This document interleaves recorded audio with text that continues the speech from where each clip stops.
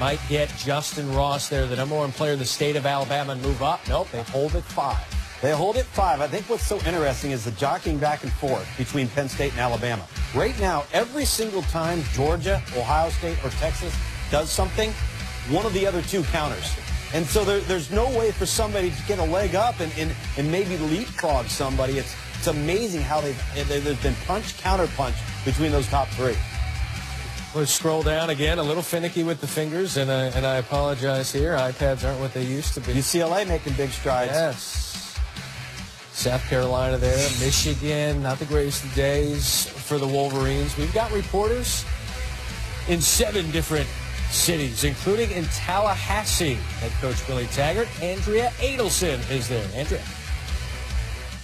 Part of the reason there's so much excitement here at Florida State is because the Seminoles landed every single receiver they targeted, including the #1 target on the board, Trayshawn Harrison, an ESPN 300 product that this coaching staff was very high on when they were at Oregon. Now, a big reason why they need so many receivers is because there is a lack of receivers on the roster right now. 5 scholarship receivers available for spring practice. Only 4 healthy ones will be available. And the way that Willie Taggart and this coaching staff run their offense, they like to rotate between 6 and 8 receivers at a time. So being able to land the 4 receivers that they did today is so critical for the depth and building this team, because it's going to be a radically different offense that they're running here in Florida State compared to what it was under Jimbo Fisher. That's it from Tallahassee. Back to you guys. Joined now with quarterback for the Aggies, Nick Starkel. Thanks so much for spending some time with us. I know that Jimbo Fisher's been out on the recruiting trail and hasn't had a ton of time, but what have your thoughts of him so far? Yeah, he's a really intense coach. He brings a whole different mindset to this university and this team. Now we're only thinking about championship, and that's our one goal, and I think that that's how it should be. Take me back to your recruiting process and put yourself in the minds of these guys signing today. What's that moment like? It's a huge weight just lifted off your shoulders. I mean, for a lot of these kids, and for me, it was, a dream come true. Going from a 7th grade, 8th grade B-team quarterback to signing with Texas A&M, a huge SEC school. It's, it's bigger than this world. It's crazy. Now you get to flip the tables, though. You're not sitting at the table. You're sitting in front of the TV. What's it like for the team today, finding out who your new teammates are going to be?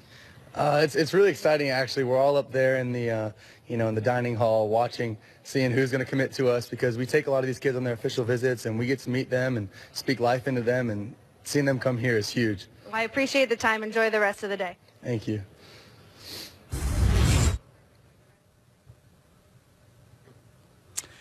One of the best cornerbacks out there in America is Olaijah Griffin from Los Angeles. He's a guy that a lot of schools wanted, and when Jeremy Pruitt got the job, Griffin visited early, really liked his visit to Tennessee, said Tennessee was right there toward the top, but Vols going to be fighting Alabama and USC. And listen, you start talking about positions in need, and Jeremy Pruitt will tell you, listen, we need all players at all positions, but cornerback's right up there. Sean Schamberger, their most experienced cornerback coming, and even he's a little bit unproven.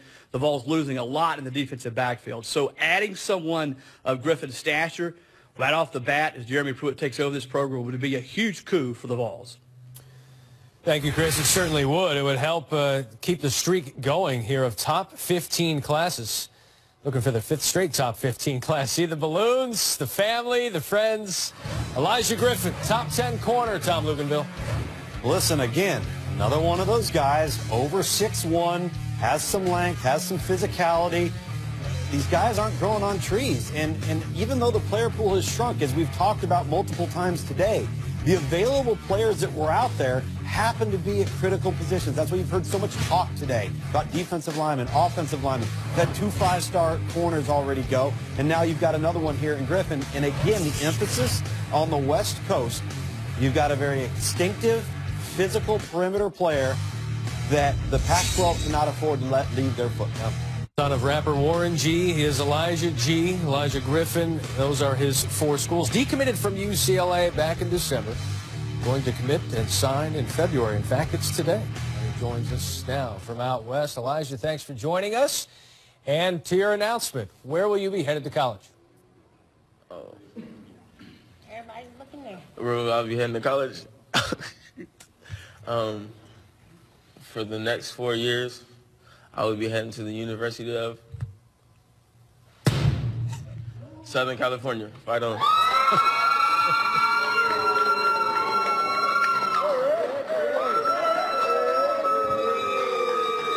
We on. That was that was a pretty creative one there. You pop the balloon, you show up the hats. That was I'm sorry, that was very I can't hear you, that sorry. was very well done, Olaijah. Why USC?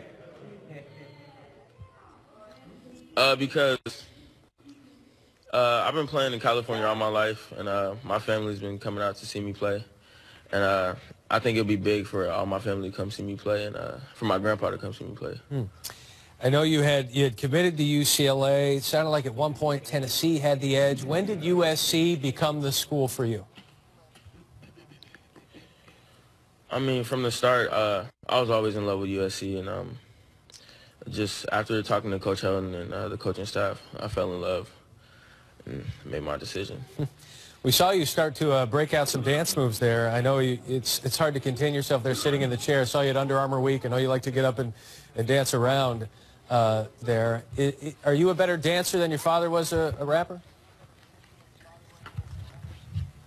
What did you say? Are you a better dancer than your father was at his job? Oh, yeah, my dad can't dance. He only got 2 moves. Guess we won't ask what those are. He said he doesn't dance, he boogies. There it is. Hey, speaking of that, I know you get asked about it a lot, but what are the challenges of trying to carve out your own name for yourself, be your own person in the recruiting trail here where you have all these cameras and folks talking to you? What are those challenges like? The challenges are real tough, but at the end of the day, I worked hard. And I tried so hard to just make a name for myself. And once I finally did, I felt good, relieved. Olaijah Griffin signing with USC, top 10 corner in the ESPN 300. Pop the balloons. Yeah, congratulations, Olaijah. Thanks for sharing it with us. Thank you. Thank you so much. Highest rated cornerback to sign with USC since Iman Marshall back in 2015. 7th in-state ESPN 300 recruit in this year's class. That's tied with Oregon for the most by any school. 6th straight year with at least 6 300 commits, recruits from California. Well, this is what was expected, and it needed to happen. Yeah. You've got guys you mentioned, Iman Marshall, Dory Jackson, Jack Jones. They've got and had some really good corner play. This continues that, especially with the size on the outside coach. Well, and it's been so interesting to me to see the early signing day, got some linemen, got some quarterbacks. Today has been about tall receivers. It's been about corners. It's been about pass rushers. Yep. Look at the dancing. Told you. Huge impact with players that make a difference. That's right. There it is. His father, one of the pioneers of West Coast hip-hop. There you see Warren G there on the left. His song's all over Mac Brown's iPod. No question. He's going to regulate. I can't dance either. I can't even boogie. So it's regulate on the defensive side of the ball. Somebody had to say it. You mentioned it. Big day for SC. And getting back to the SC of old, you at least hope so. But a big commit where you look at UCLA and Chip Kelly. We've seen some of those UCLA and USC. Those battles are just beginning between Chip Kelly and Clay Helton there at SC. Chip's only going to pick up steam. That makes this announcement even all the more important. It does, but USC is one of those places. Yes. That on the last day, their history, their tradition just comes through. You're going to see Jimbo Fisher and Tom Herman really competing, and there's going to be a lot of things pick up here. Jeremy Pruitt, he'll get into that mix with Georgia and Alabama, and so, but to make a difference, SC is pretty hard to do. This might be the most celebrity-filled live shot here. You see Snoop Dogg. You see Warren G. Regulators on the set live there out west. And Willie McGinnis.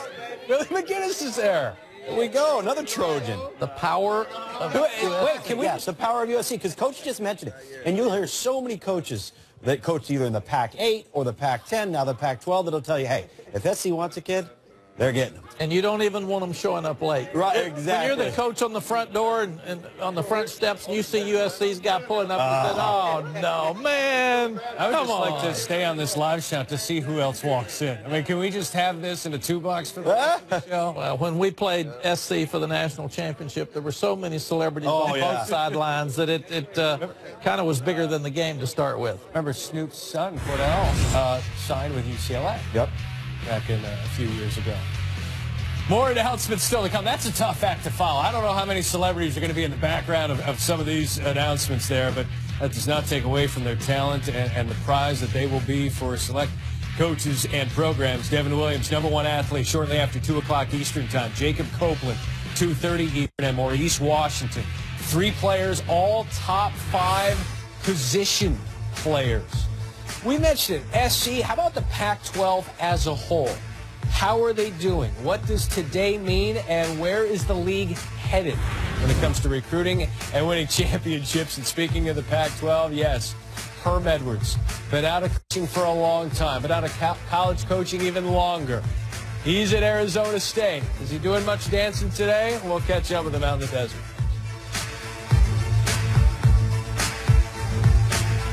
Today, what are you going? Heard of?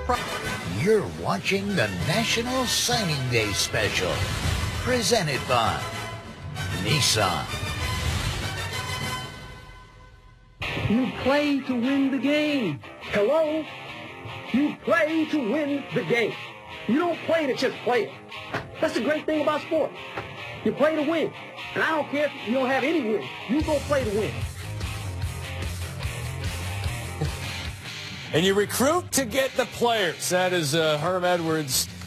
That is his mission there at Tempe at Arizona State. 8 seasons as an NFL head coach with the Jets and Chiefs, but it has been a while. Last coached collegiately nearly 30 years ago. Herm Edwards joins us now, head coach of Arizona State. Herm, didn't get to see it Under Armour All-America Week. Glad we could catch up here. You had the early signing period. Now you've got this. How would you just describe the last 2 months, what that has been like? Well, interesting in the fact that I've done this in the process of professional football. And the signing date is a little unusual for me because in pro football, you draft them. You get to draft them. College, they get to pick you.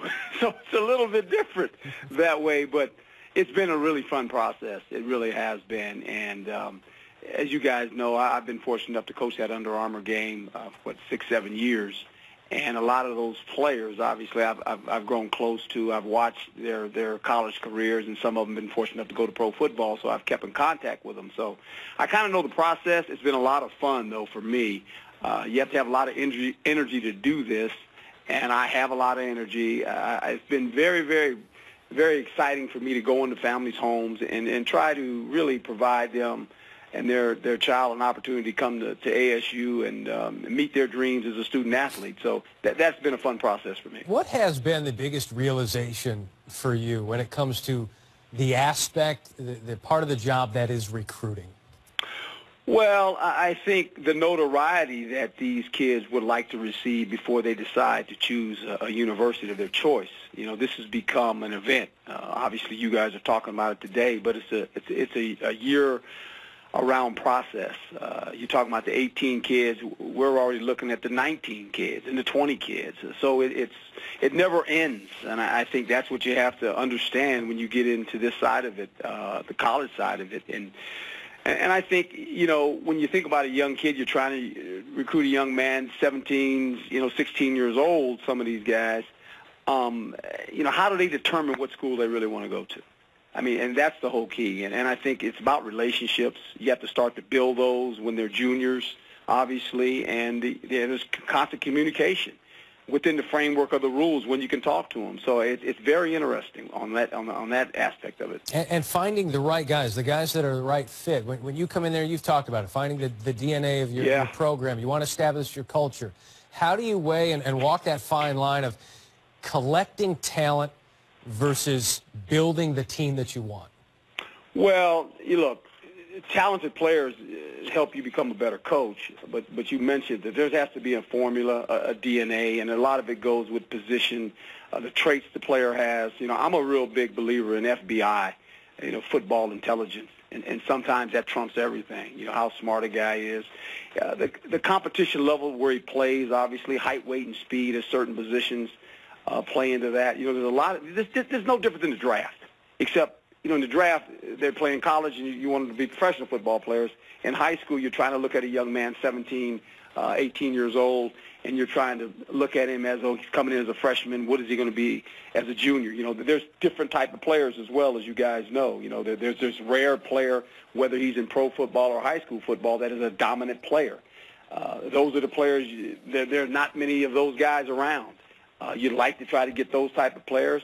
You'd like to get some blue players as well, as we call them blue players. They're a dominant player at their position. They have the height, the weight, the speed, all the traits. And then there's the red player that I think is the one that most colleges obviously have to deal with. And he's a developmental player, has a lot of talent, but you got to develop him and put him in the right scheme so he can play well. Herm Edwards, head coach of Arizona State. We're still getting used to introducing him that way. Herm, great to catch up with you again, my friend. Thanks, man. Good fun watching you guys. Herm Edwards, head coach there of the Sun Devils. And here's a look at the class. And look, there's reaction on Twitter and social media about the class ranking. Oh, my goodness, it's just not there. This is not a good first class. What is your response to that, Tom? My response to that is, if you go back 30, 40 years in this conference, for the Arizona schools to be good, they have to be dominant in California. You know what SC is going to have. You know what UCLA is going to have. But I'll give you a prime example. Royce Freeman cannot be from the desert of California-Arizona border and go to Oregon. That cannot happen. And so what I would look at, and I know just visiting with Herm with this class, the one thing that I think is wise, and this doesn't just apply to Arizona State, I bet it will apply to Arizona and a multitude of other schools, Coach, is just because you have a scholarship doesn't mean you waste one just to get a body. Put that scholarship forward. Make sure that you are building this roster over the long haul, not trying to please other people and trying to fill your spots and fill your needs with an actual player that makes your roster better. So don't be surprised if Arizona State today, Arizona for that matter, multitude of other schools, don't use all of their scholarships purposefully. I agree completely. You don't want to win the press conference. You got to win the games. Right. And all the fans are going to be mad. They're going to be a lot more mad if you lose the opener. Absolutely. And lose the games. But we talked about the first-year head coaches. Herm hadn't had enough time to get in there. And then a lot of those coaches that were going to stay left. So he's hiring coaches that didn't have any relationships with the high school coaches or kids. So he's got to be really careful this year not to take a guy that can't play, and he's a hamburger eater for 4 years. That's exactly right. Yeah, and you've got some upheaval there in Arizona, of course, with what happened to Rich Rodriguez. So we'll see if Arizona State can kind of take the reins. If there's a guy who can establish relationships there with recruits, it's Herm Edwards. We shall see. Look at the Pac-12 ranks. SC, Washington, there you see in our second four, Stanford, Colorado, Washington State, and California. But you look at the low number of ESPN 300 prospects. You know, when you're in the SEC, you could have the 10th best class in the SEC and still have the 30th ranked class. I mean, that's just kind of how it works. And you see that shine, you see that, you hear that. Utah, you just tweeted about it. What's the commit here for Utah? Well, Solomon Enos, yeah, this is a big one. Fortunately for the Arizona schools, out of the state of Arizona. Utah has done such a good job, as has TCU, when they made the leap from the Group of Five to the Power Five, of very quickly establishing themselves, establishing the necessary depth to become competitive sooner rather than later. One of the things that Kyle Whittingham and his staff has done is they've identified players that are right fit for them. They've got a great Polynesian contingency within their program. But again, having to go into other people's backyards, by and large, to draw their players. And then develop them. I thought it was a great correlation that you made between Utah and TCU. Yeah. TCU's never got highly recruited classes. Develop them. And their fan base understands that because Gary's going to have good football teams, and he is going to develop them, but it's not going to be a splash today. Right. TCU has never had a top 20 class in our rankings. That might change by the end of today. As you look at those class rankings, here's your top 10. I'm trying to perfect the slight scroll. It's tough. It's got to keep getting better. It's a battle. It's a battle. It's about development. The biggest improvement you see in scrolling is between hours 4 and 5. What typically happens. Florida State, they're up to number 12. SC, they're at 13, but that does not take into account Olaijah Griffin's commitment. So at 2 o'clock Eastern time, we will have a brand new set of class rankings. That is our pledge to you. The numbers and rankings, typically good at Georgia. They've been especially good the first 2 years under Kirby Smart. Look at how he's keeping the in-state dogs on a short leash. We'll chat with Kirby Smart coming up. And He crushed it at FAU in year 1. What does he expect in year 2? We will board the lane train, but not before we find out about Celebrity Crushes. Celebrity crush. Celebrity crush. Celebrity crush. The Gonzalez twins, the basketball twins. Probably them or Skylar Diggins. Lauren London. Lower Hammers. Oh, God. One girl might get mad at me. Drea Michelle. I got to choose one. It'd have to be Beyonce. Can't say no to Beyonce. I would like to say Demi Lovato. Good choice, ain't it? Rihanna. Who's fine? I want to start off by just saying Zendaya can marry me. Megan Good, you so fine. I like to say Rihanna. It's a lot of fun girls. Beyonce. That's my baby. She's the one. Zendaya Coleman. That's my celebrity crush. Yeah, I might have to say Tanashi. No, I got a girlfriend. I'll probably say Rihanna. Rihanna. Yeah, Rihanna fine. I got the car, Nissan Altima 2007, has a Bluetooth. Demi Lovato, if you see this, I want to take you to prom with me. I might have to post this on Twitter. This got to go on Twitter. I'm going to make sure everybody at Demi.